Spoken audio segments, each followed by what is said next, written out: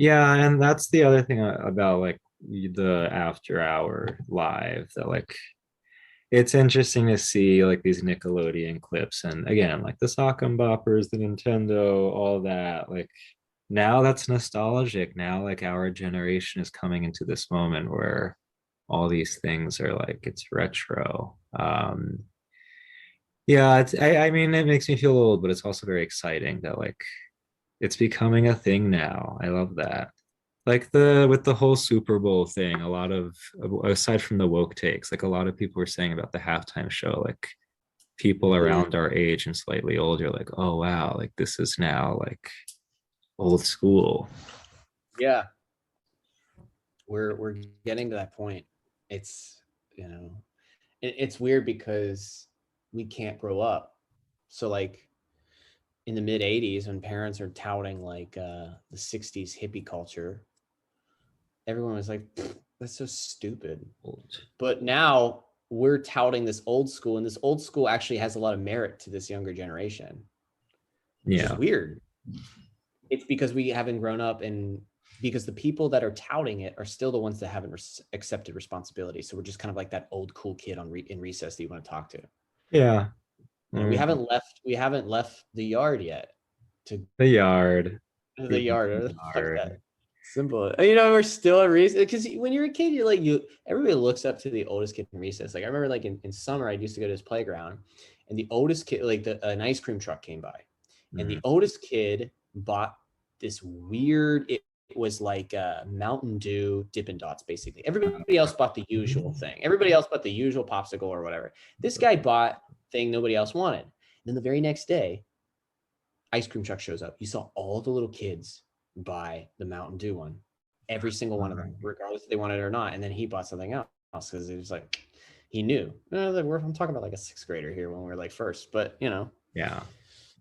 that's Mm. what it is to us right now because we as millennials haven't accepted. You know, in general, we haven't accepted enough responsibility, and those that have still are kind of like nee about it because they're not committed to a faith, they're not committed to something serious, they're just waiting to die. So we're still looking up to them as kids. We're not looking at them as parents. We're looking at them as Yeah. kids still. But in No. the 80s, because the parents literally had to accept responsibility Yeah. because the 60s dream was a decade-long dead thing, they had to get jobs and they had to transform. And they transform in the worst way because the church wasn't there to support them or help them. So that's why the kids that looked at them saw it as more gross and grotesque. I don't want to be that. I don't want to grow up. You know, when you grow up, your heart dies. Mm. So then I'm gonna go into dangerous waters now. Um, Uh-oh. yeah, so with our whole the millennial and Gen Z generations, I find the whole mental health and like the whole mental health awareness hashtag and like you know avoiding toxic relationships and all these things fascinating because on one hand like it's important to be able to recognize like relationship cycles that are violent and destructive that should be avoided or corrected. But on the other hand, it's a cop out from responsibility. Like I find myself sometimes saying like, I don't have to do this because this is gonna like mess up my mental equilibrium and disturb my peace. Therefore, I'm not responsible for it. Which is like really fucked up. At the same time, I don't know. There's something there to it, but it can become very destructive and like ridiculous. What do you, I don't know, like what's your thoughts? What is your experience of that whole thing? If it's Of you get what toxic I'm relation. no, like I'm saying like this whole like we have to protect our mental health.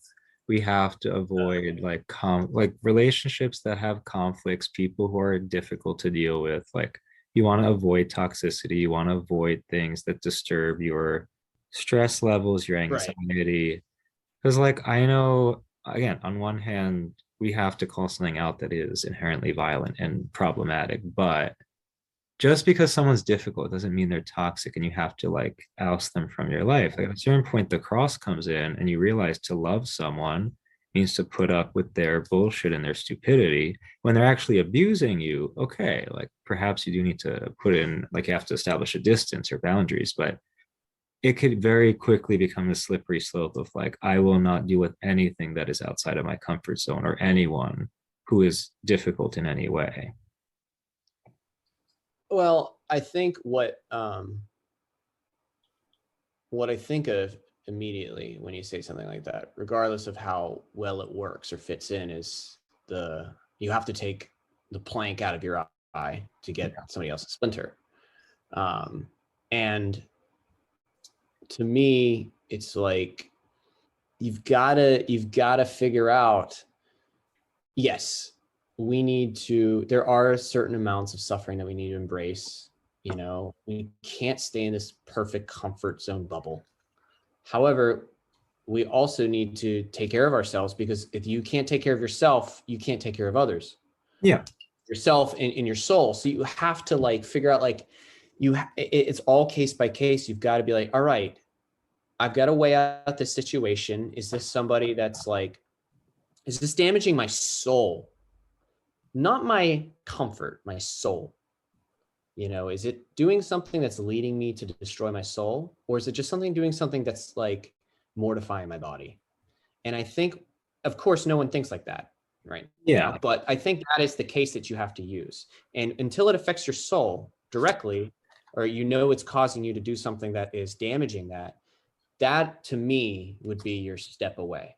You know, if it's just bodily mortification, take on what you can take on. But I go back to that statement from our Lord. Yeah, because like, there's a certain level of nuance that I think people have a hard time grasping. Because yeah, like everything ultimately should be ordered towards charity, towards self-gift, but there are certain obstacles to that. Like if I'm going through some kind of traumatic situation, but I don't know, like I think of specifically, you remember the whole thing with Naomi Osaka, the tennis player last summer, and she like didn't do a press conference because of her mental health, and then she was on the cover of the magazine, which was like totally a psyop, like it was total bullshit, a ploy for a media thing.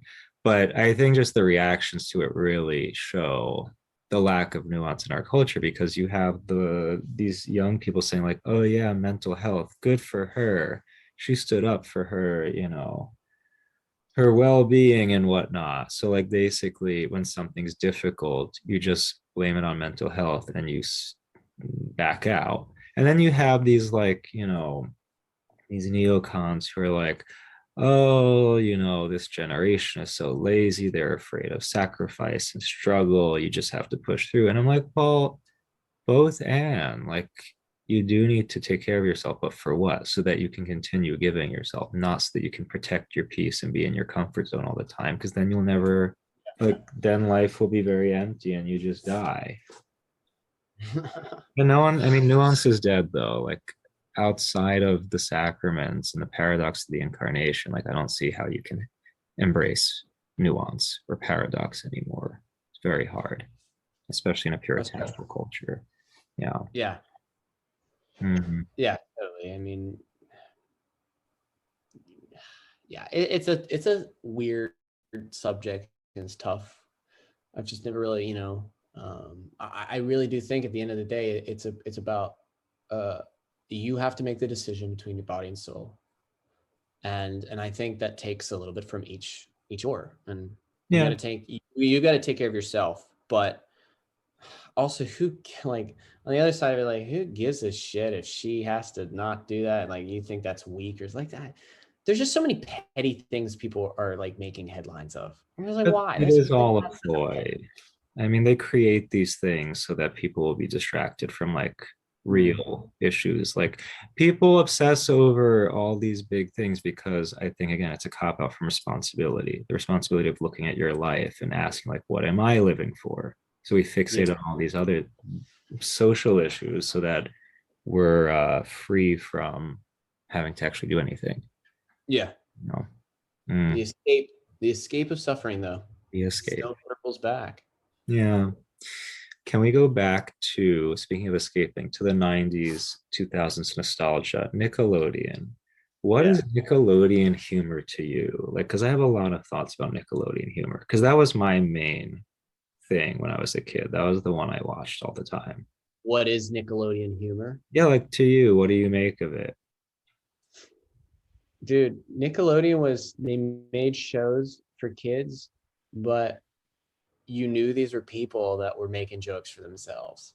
When I rewatched Rugrats episodes, Rugrats top 5 show for me of all time. At Hmm. least those first 4 or 5 seasons. Did the adults are the craziest fuckers I've ever met. Like, there's the stuff they say is nuts, Yeah. and it's so much more funnier than the kids. The kids are kind of just there for like, oh, they're like babies, like that's adorable. You know, now like we're looking at like that's adorable, Mhm. but the adults are saying some, you know, like there's one I'll never forget, and it's Betty, which you know she's got the female symbol on Oh, her. the lesbian one. Yeah, The the empowered woman, I'm sorry. yeah, the explicitly lesbian is the new one, but we all knew it, but we just you didn't have to The say it in the feminized original. husband. We love that archetype. Yeah, but it was the episode where the kids, the babies, like they're learning what it means to be naked, and they call it Yeah. naked, Make, yeah, I and remember that.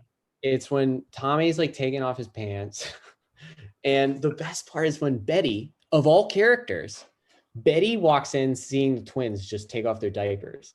And she goes, Phil, Lil, you're nudists.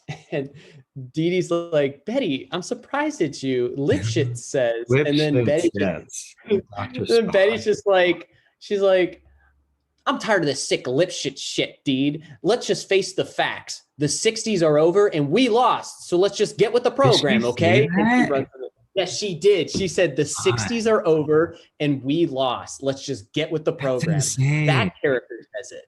And I'm just like, that shit's so crazy. And she's carrying both babies, you know, like their legs are just like Yeah. sprung up behind her back, just like on her own.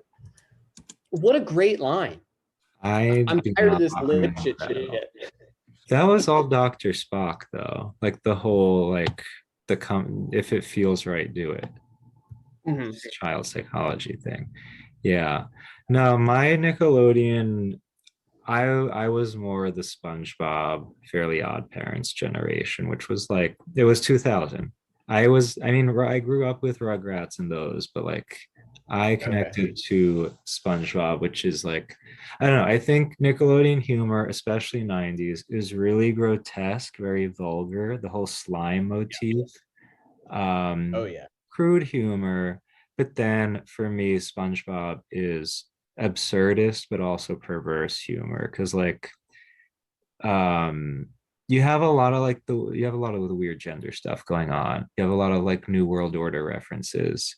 You have a lot of Masonic references too, like esoteric kind of symbolism. But the humor is for me, it's like reading Camus. It's like life is absurd, it makes no sense. So let's just laugh at it. Like my favorite is it's Patrick. So the when he says the inner machinations of my mind are an enigma, and then it's the spilled milk. Like this is the epitome of absurdist humor. Um, but then like when you look at who's making these shows, I mean, one, most of them are Jewish, and you see a lot of Jewish references, like the Rugrats go, you know, to Hanukkah at the synagogue and whatnot. But no, Yeah. like definitely a lot of esoteric kind of stuff going on, and also like some fucked up things. Like Dan Schneider had a foot fetish and was Yeah. like doing fucked up things in iCarly with the feet, like definitely trying to like initiate kids into some kind of weird shit. Um, but I loved it. I mean, I reference SpongeBob every day. I can repeat whole episodes back to you. Fairly Odd Parents was really fucked up though. Like there was weird, really weird Well, stuff oh going. yeah. I was watching some Fairly Odd and Jimmy Neutron too. They both like the Yeah, dads. It's all the weak dads that are just making this yeah, they love ridiculous. that feminizing But I us love it. men. Well, SpongeBob, just as a funny aside, did you get the SpongeBob reference in the After Hour? It's in every one. Oh yes, the Squidward show. Squidward, live. Yeah, okay. Yes, I just yes. want to make sure And you then when got he that. cleans the stage, that's absurd. Yeah, I caught that. Of course I Okay, good, good. I was gonna say, man, if no no. one's catching that, then I Yeah, sound pretty that was crazy. genius. Yeah. So SpongeBob humor. Um, did you watch Disney at all? No, I was No, Cartoon Network and Cartoon Network. Nickelodeon. I did not And get Cartoon Network. I tried for a year, but it never spoke to me. It was like for me, that was like the weirdo, like kind of like you're strange. The people who would talk about Ed, and Eddie and Dexter, they were like the strange kids. I was like, okay. you also got some like gems like Codename Kids Next Door, which was like this embracing of like be a kid, stay a kid, which is a very Yeah, Peter Pan thing. yeah. Adults are evil, the Breakfast Club's clip, like when you grow Mhm. up, your hearts die, you become this evil thing. And as a child, like watching Codename Kids Next Door and this literally um, violent retaliation against growing up Yeah. was such a thrill to me. I was like, yeah, I don't want to grow up. And this is before I read Peter Pan or anything like that. Like I was like, yeah, I don't want to be adults. I don't want this. And it Yeah. implants in your mind this idea that this growing up, you lose everything, which yeah, you lose certain things, you gain certain things, but you got to like keep certain things. I think that's Mhm. the main thing that everyone misses is yes, you lose stuff. Yes, you gain stuff. And everyone will talk about both of those, whether they're good or bad. But there's the third that you keep stuff. Nobody ever wants to address that idea. And I Mhm. think our generation is keeping way too much and keeping them as like they're keeping them the wrong way. Like I said, they're not keeping them pondering in their hearts and using them when they need. They're just constantly injecting themselves with it, which is going back to what we originally started talking about, which is like that's bad. You've got to use them sparingly. Yeah. Um, so I think the most genius Nickelodeon show was Arnold. Like the stuff did in there, I think back to some episodes and I'm like, oh my God, this was, I mean, it was beautiful in a true way. There's something so profound about, first of all, like the urban, multi-ethnic mm-hmm. setting, but also just like the kinds of things, the situations, and like the messages they were sending. Like there's something wholesome, but not in a preachy, kitschy way. Like there's something very authentically human and like yeah, I think back to it a lot. They had some sad AF episodes, like and they just let it happen. And they tackled a lot of crazy subjects, like fucking Helga's mom is an alcoholic. Helga, could Uh, you pass me the Tabasco sauce? Like, what the fuck is she making? We know what she is, like Big Bob is like clearly abusing her. Like, gosh. But the yeah. one episode that for some reason I always stuck with Hey Arnold, it has nothing to do with emotion or anything, but it's Mm, my favorite because yeah. it created this fantastical thing, was the one where the fifth graders have their tradition of like trash canning everybody, Yeah. and Yeah. they have to like they're like playing a game of war across the whole city, and then they go to Parker Park, like the bourgeois, like rich kids, who's Yes. gonna be a stoner when he grows up. He's got his whole little like small section where like you see all the kids, all the enemies. Like Helga is being the therapist for Yes. Harold. And Like then everyone's unifying together yeah. because they have a bigger fish to fry, which is the fifth graders. They're coming in to trash can everybody, and Yeah. they do these weird, like it's like this big fantastical game of war. And to me, like that, like I've been trying to get together with some friends and make this giant version of Capture the Flag, this Yeah. giant day-long war version of Capture the Flag, because it's like, dude, I want to tap into this like childhood like vibe of like, yeah, none of the kids ever did something that was the whole day that centered around war, but like you wish you did. Yeah. And like now that we're still young, before we're all getting married and having kids and actually having responsibilities, let's do that. Let's recreate that. Like, why Yeah. not? And Mm, that episode stuck out to me because it was like, I wish I could do that. I seeing this fraternal unification of these kids against the fifth graders and doing all these fantastical, crazy things in a scenario that's not necessarily like impossible. Like fifth graders yeah. just throwing in the trash can. Mm. There are a I lot of love big things covered there, like the fact that Arnold's pretty much an orphan raised by his grandparents. So, like, the question of where are my parents? Who am I? I think the one episode that really bothered me was when who was it? Arnold saw the kid in the bunny costume at home And then he accidentally told the friends at school, and everyone made fun of him. And Oh, he's like, what are you gonna do? Like, what do I have to do to forgive me? And he's like, you need to go out dressed as the bunny. So then everyone's outside, and like he walks out in shame, and everyone like totally mocks him. It's like almost like the way of the cross, even.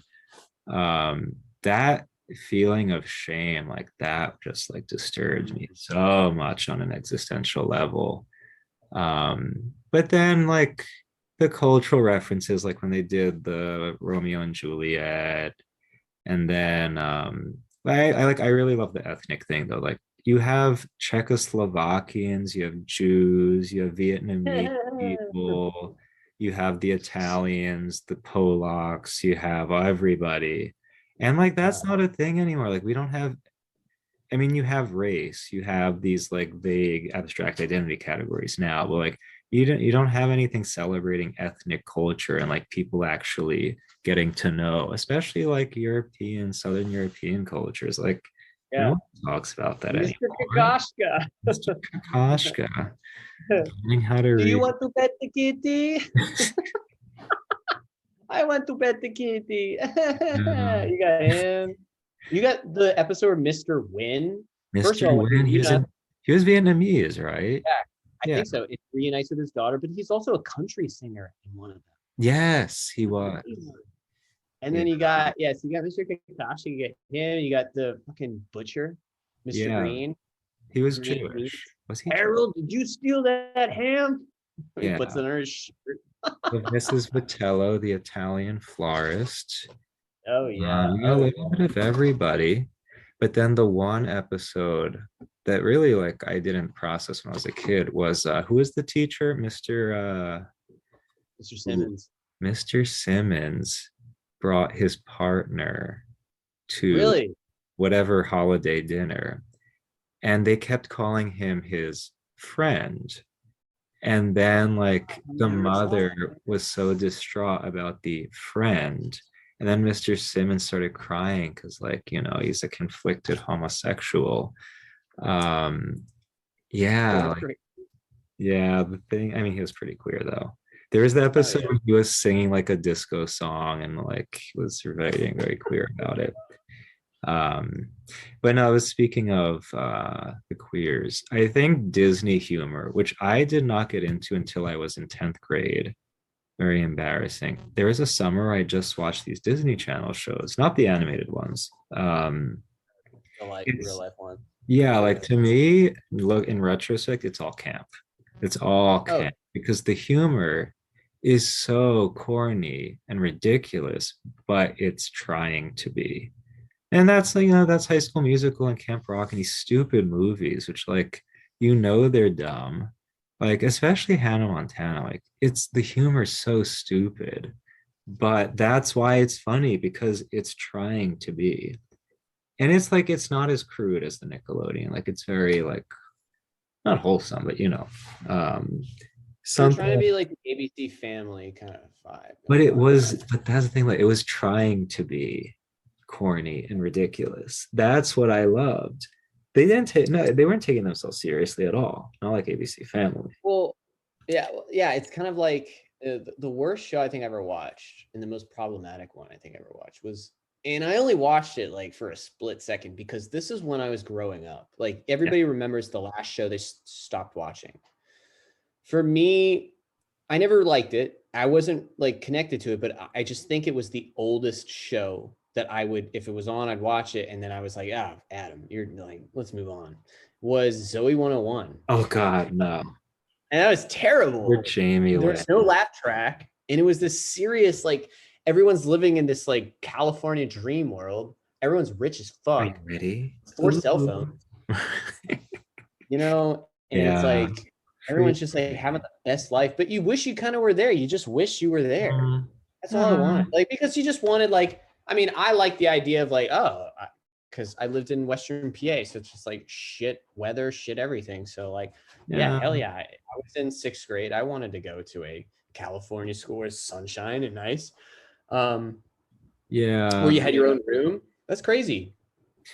I don't know why they would ever put something like that in a kid show. It was just like an enticing piece of candy on the table. That's like, but that was also the second you like started eating it, you realize, oh my gosh, it's just mud. It's just disgust. It's like candy coated Yeah. shit. No, and that's why I like Disney, because it was trying to be stupid. At least, I mean, with the Nickelodeon, they were like, it wasn't as ironic. There was Yeah. some level of intentionality. Like I remember, but the one Zoey 101 episode that I actually watched a clip on YouTube last week. The episode where she joins the wrestling team, and she like none of the boys want to wrestle her because she's a girl. And it's interesting because like there are all these situations that now are like big headlines, but are addressed so Yeah. like it's like what it like it was whatever. Because like I remember recently there was some news story about a boy who didn't want to wrestle a girl, and everyone's like wants to cancel him because like, oh, women's equality. But he's like he was like an evangelical Christian who was like, I believe in like you don't hurt women, but also I don't want to touch women because of chastity. And it's, I don't know, like all these things that you could be canceled for today, treated so nonchalantly back then. And like the True, trans true. stuff too, a lot of trans stuff in those shows that now, like when Patrick dressed up as, no, SpongeBob was the mom. If I were Yeah. a mom, this would be kind of shocking. Or I Yeah, think back to like the Sandlot. You play baseball like a girl. good And that's like the girl. biggest insult of all time. Yeah, girls can't play baseball. They play softball. Lesbian My play sister would agree. softball. No, I'm just kidding. Um, I can I go back to surrealism for a second? A Yeah. big jump from Nickelodeon. Have Not that far. you yeah, have you seen any of like the old school surrealist films like Buñuel or like the Spanish or French directors? I've seen what's the one where they cut the eye? Um Van- Shion the Andalusian dog, yeah. Yeah, I've seen that because I had to, you know. Yeah. I mean, I liked it. I was like, "Whoa, shit!" I've seen the Holy Mountain. If that's something, it's more Who's just like that? so Was what's it his name? Buñuel? No, it's not no. It's interesting because like Kanye loves the Holy Mountain. Mm, Name no. Alejandro Jodorowsky. Oh no. I He don't did know. El Topo. Mm, Yeah. mm. That and he said it is based on the Ascent of Mount Carmel, but shit, I read the Ascent of Mount Carmel and ain't nothing close to that. It's just a bunch of fucking Really? shit. Oh, then I should see I mean, that. it's just one of those things where they just want to say that they based off of it, because they read that St. John of the Cross has some interesting images like, oh, I'm Oh, naked and oh, the this is like sea it's super storm. Kabbalistic and Masonic. Whoa. Yeah, absolutely. Oh Yeah. God. But that's what I like about, I mean, the first Buñuel film I saw was The Exterminating Angel, which is basically a bunch of rich bourgeois people get locked inside a house party and they start doing these Kabbalah rituals. I think I've heard of that. I have heard of that. Yeah, yeah, yeah. Yeah, I mean, these people were all Masons and like did esoteric kind of rituals, but I like that it's, in your face and they're not pretending it's something else. I'm Exactly. fine with that stuff if you're open about it. Yeah, they're going to tell you. And it's just the idea that this human yearning for this ritualistic aesthetic thing. At the end of the day, that's what it's all about. No one goes to masonry because they think it's true. They go for the aesthetics of the rituals. They go for that. Come on. I mean, maybe back in the day, but nowadays, if anybody wants to join something like that, or if anybody wants to join any kind of like Eastern religion, they go because the aestheticism, because it's something different from WASP puritanical culture. That's all. If Unless you anybody, want to actually like sell your soul to the devil. yeah, I mean, and that's the de That. facto thing. I mean, like to be honest, like in my in cinema, dude, like the most popular thing was tarot card readings. Tarot card reading, and Yes. people were taking it very seriously. Yeah. Like not just like a one-off thing. And there were people that did it because it was fashion, but like I still know people that just do that every day. And Yeah. seriously, and why? Because if it's just something alternative, it's something different, something countercultural at first. Yeah. I And had a now it's like, phase, well, now yeah. it's not. No, I did that stuff because my family did practice like folk. witchcraft because Greeks. Um, but once I really got into it, I realized what it was, and it was like, never mind. Yeah. I had this one friend of mine in cinema. She was like the sweetest girl in the world, very, very kind, like top-notch kind person. And she told me, because this was like when I was in cinema and I was like starting to be like outwardly Catholic, like I made it apparent. And this is in college. That's a risk. And I was very into exorcisms and angelology, as I still am, but like at that point I was fired up on it. And my friend said to me, she goes, literally, she's like, she was just down, and I said, "Hey, what's the matter? What's going on? Like, why are you so down today?" And she goes, literally, "Oh, well, my friend cast a spell on herself the other day, and it just went wrong, and now she's feeling really terrible. So she's trying to like cast a white spell to counteract it, and she's just not doing too good." And I'm like, "Holy shit, where the fuck did that come from?" I'm just walking into class saying, "How you doing?" And I'm like, "Take her to an exorcist right now." Like, good gravy, man. A lot of people are still sold on this white magic, dark magic thing. Like It's that it's all bullshit. I mean, I acknowledge that there's a difference between a spell where you try to curse someone and like a spell where you try to manifest like something benign, but still it's magic. Like the spirits you're drawing on are not good. Yeah, I mean, the spells can be different, but you're still taking from evil. Like there is no good spell. A good spell is a blessing, you know. But I was just like, first of all, it came out of nowhere. I think this is like the sweetest, most innocent person I ever knew. So like, imagine coming out from her. I was like, what the fuck are you talking about? Oh my god, Father Ripperger, help me, please. Thank God he released that book, Deliverance Prayers for the Laity. That I've given that one out to people at least 4 times now, and I've had to order 4 different versions for myself again and again and again. Have you read Unbound? Mm-mm. Unbound is like the big one for like, spiritual warfare and all that kind of stuff. A little too much. I don't know. For some people, maybe, but yeah, I mean, like some people, I knew that I was getting too into it just because like cool was, oh, it's interesting and I should stop. Like I know what I need to know. That's great. I've got some stuff in my back pocket because I do encounter there is a lot of darkness. There is a lot of warfare, but I need to stop getting too into it because I know you can't chase after it. Yeah, it's not for me. It's not my calling. So I should get away from it. Yeah. But I got it in my back pocket. Always carry that holy water. That epiphany water. Yeah, metal. You never know. So, what should we close with? We've said a lot. We did. Final thoughts. You want to 360 it, or you want to end with a brand new something new, a new insight? You have on your notes David Lynch embracing the ordinary. Say something about it. Yeah, Twin Peaks, one of my all-time favorite shows. Laura Palmer died yesterday. Laura Palmer died the hour Russia invaded, which is pretty fucking crazy. Oh, that's But weird. If you watch season 3, you don't even know if she died or not. But embracing the ordinary, even though David Lynch is not at all Christian whatsoever and promotes transcendental meditation, love him to death. He also loves conservatism, especially the 50s.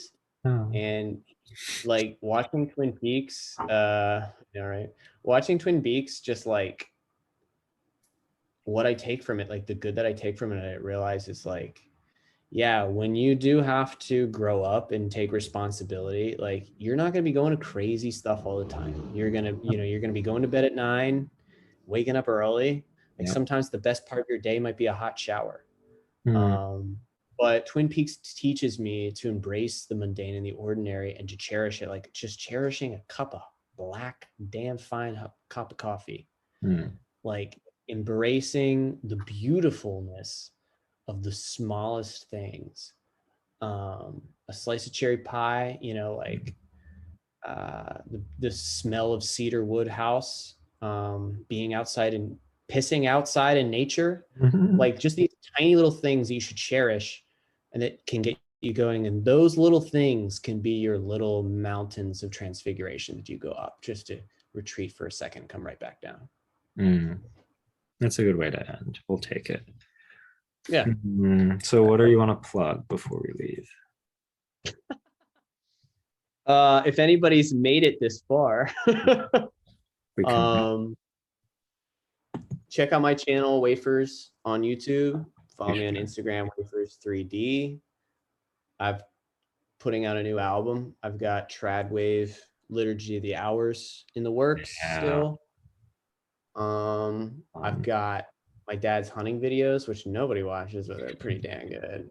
And I've got the After Hour Live, which we are working on episode 3. So it's going to be on Instagram Live? We'll shoot the show basically Instagram Live. So you can chime in on our Jawbreakers account and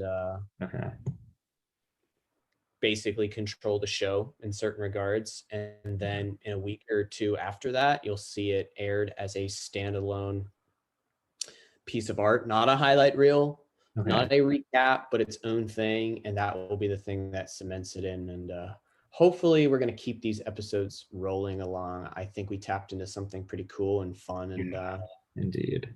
And I'm unemployed right now, so let's do it. Of course. Well, Adam, Wafers, this was fun. Thank you. Thank you, Cracks, Steven. Never. Okay. You can leave that out.